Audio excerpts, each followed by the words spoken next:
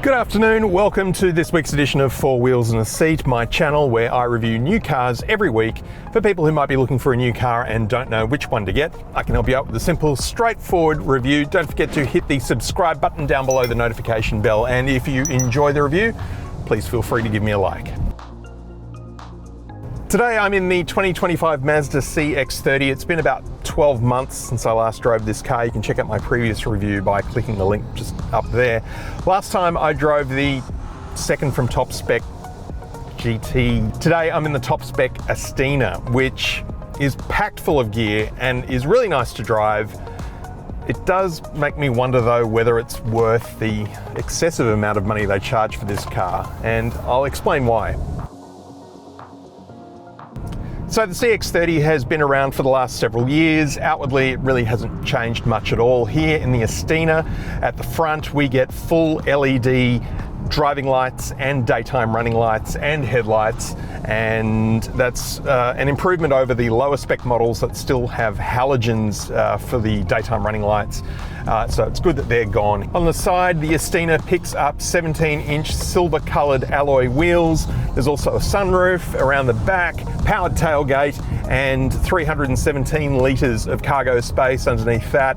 Expand that by a further 1,000 or so with the rear seats down.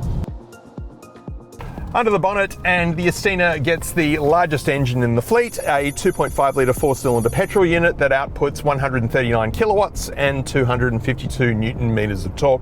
Fuel economy comes in at a pretty frugal 6.6 litres per 100 kilometres on a combined cycle, with power going to the front wheels only via a 6-speed automatic transmission. The interior, pretty much completely unchanged from last year's model. Getting a little bit long in the tooth now, if I'm honest, but still really nice and really comfortable. I guess Mazda sell so many CX-30s still that they're a little bit hesitant to change things. And of course, here in the Astina, it's as comfortable and as technology filled as it gets for a CX-30. So we've got lots of nice leather, soft touch up on top, bit of stitching, a larger 12-inch widescreen here, which runs the standard Mazda software, which doesn't do a whole heap, to be honest, but it is nicely laid out, and wireless Apple CarPlay runs pretty flawlessly on it. It is not a touchscreen though when you're using the native system. You can only control it using the jog wheel. However, put it into Apple CarPlay and it just magically comes to life as a touchscreen, but it's set so far away from the driver that it is just a little bit awkward to use. So for some functions when you're using Apple CarPlay, it is just easier to quickly use the jog wheel. The Astina picks up driver monitoring, top-down 360 parking view, and front cross traffic alert. Otherwise, things pretty much the same, although noticeably there are no blanked out buttons in here. Pretty much every available button is used. There's a 12-speaker Bose sound system in the Astina, and to be honest, it's not quite as good as it sounds, if that makes sense. Lower console, all pretty straightforward. Good amount of storage here in the center console bin, which also hides a couple of USB-C ports. Nice, bright head-up display in front of the driver that is actually visible with polarized sunglasses on. That's a little bit of a rarity. The steering wheel, leather wrapped, plenty of controls here. It has a nice sort of sporty feel to it. Reminds me of the one in the MX-5. In fact, I think it is the one in the MX-5. Paddle shifters at the back so you can change gears. The digital instrument cluster, well, it's not digital, it's analog digital hybrid. Surely it must be cheaper just to put a full digital screen in here rather than fooling around with gauges and a digital screen. Not a lot of customization with this screen. You know, to be honest, I don't know why they just don't make it all analog, since the digital display just mimics that anyway. Sunroof, yeah, not quite the big ones we're getting in many other cars at the moment. It's a little bit on the small side, but does the trick, I guess. The seats are leather. The driver gets a full electric adjustment with lumbar support, manual only for the front passenger. The seats are heated but not ventilated.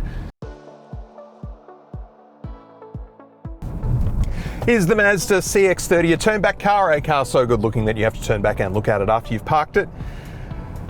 I feel like a broken record saying this. It's not ugly, but no one's going to look at it simply because there are so many of them on the road, and to be honest, they look like just about every other Mazda model on the road too. Their Kodo design is look, it's great, it looks good, but there's just so many cars that look like this on the road. Why would you look back at it? So no, probably not. So this is a very easy, stressless car to drive. It just works beautifully. The 2.5 litre engine is right where it needs to be. I've driven the lesser powered 2 litre model before, which frankly feels a bit underpowered. None of that here in the 2.5 litre. It really is worth stepping up to that if you can, because it just performs so much better.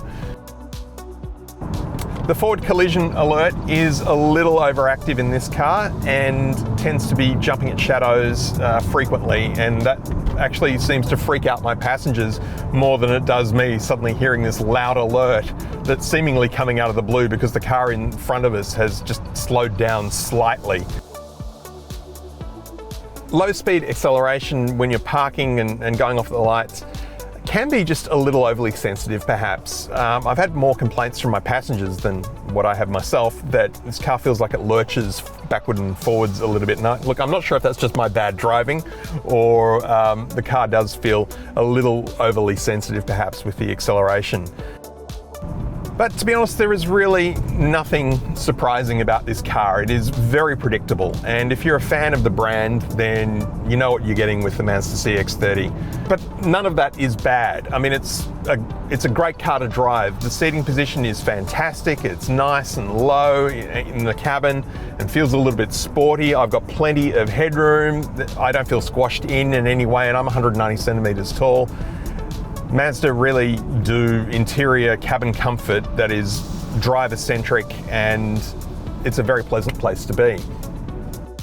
Since the CX-30 was released several years ago, the Australian car market has changed quite a bit because there are now quite a number of new entrants into the market from China, and they are offering cars that are just as well equipped, if not better than this, that are also larger for the same or less money, and that is putting a lot of pressure on more established brands like Mazda to really stay competitive.